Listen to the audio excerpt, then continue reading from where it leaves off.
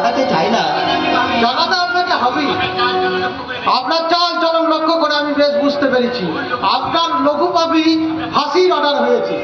তাই যাই হোক, আপনি আপনার জীবনের ইতিহাস আমায় খুলে বলুন। কেমন কেমন করে বলবো স্যার? কেমন করে বলবো? কেমন করে শোনাবো? বাবা মাধব পথের কাটাটাকে ওই সব ভক্তের রাজপথ থেকে ওনারা ছুঁড়ে ফেলে দিয়া এক সুযোগ্য পুত্রের দীর্ঘম ইতিহাস। যত কষ্ট হলেও আপনি বলুন, আমি শুনবো। বেশ, তাহলে তাহলে শুনুন স্যার, আমার আমার নিজের হাতে গড়া সেই শান্তিপুরের কথা, যে শান্তিপুরের পল্লী বধুরা সন্ধ্যাবেলা